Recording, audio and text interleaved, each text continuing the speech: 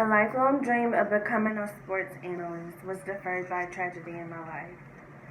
My father shaped my love for football. My father's death shaped my love for healthcare. Although I spent the last couple of years wanting to break into the sports entertainment business, I've spent the last couple of years paving into healthcare. My father died 2 years ago from congestive heart failure, but his love for football continually lived through me. While studying communications at a previous university in hopes to become a sports broadcaster, my father's death made me realize that my calling is nursing. Growing up in a household full of boys and having a football coach as a dad, I grew to love football more than the average girl. Every game my father coached, he took me along the way. I studied the sport in and out as he did, and gained respect for players and coaching staffs around the world. Establishing my dream early on, I went after it as soon as I graduated high school at a nearby university. All of my aspirations and dreams came to a halt when my father abruptly died from congestive heart failure. Spending 31 days in the intensive care unit with my father and watching the nurses do what they can for my father and making him stay comfortable was extremely inspiring. Growing up in the South, football was a necessity.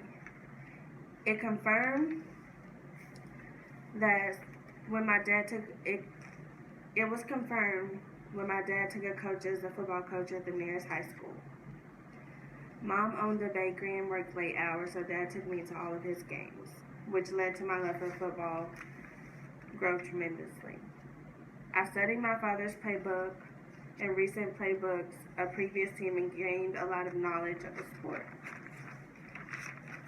My father's high school had a weekly sports magazine that broadcast previous and future games.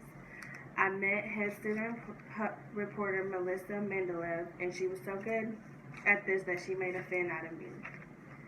She took me along while she reported the team's strengths, mishaps, and failures, making me want to break into the industry even more. I discovered college and pro football, and my mom rather to have me in bowls and pageants instead. I denied right after my dad took me to watch Alabama and LSU. The atmosphere was to die for. As my dad was going undefeated with his high school team, I was nearing graduation. I graduated and chose a nearby college and studied communications. I excelled and felt as if I was working toward my dream. Excelling through college meant that I was growing older. With that in mind, I forgot that my parents were growing older too. My amazing father went to the hospital with chest pains one afternoon and never made it back home. My father worked in a law firm. He was sitting at his desk and told his boss that he needed to leave because he was dealing with severe chest pain. My father went to the hospital, and the doctors immediately called the family. My mom, me, and my brothers went up to check on my father.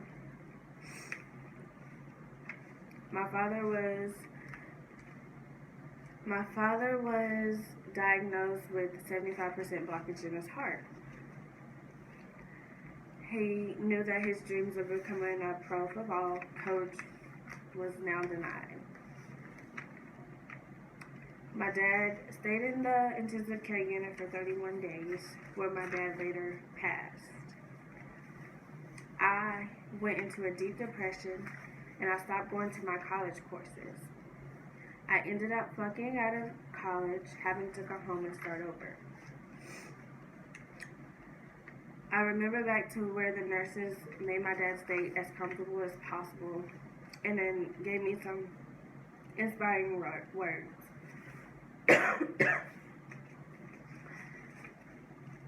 I had to figure out what I wanted to do with my life.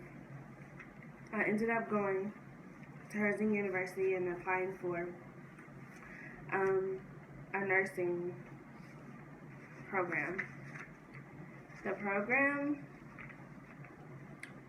demanded that I take a nursing entrance test called the TEAS. I passed the first try, and that solidified that I should be in nursing. though my father died 2 years ago from heart failure and his love for football continued to live through me, I finally found my purpose, which is nursing. That's a lot about me, and I hope you guys enjoyed. Thank you so much.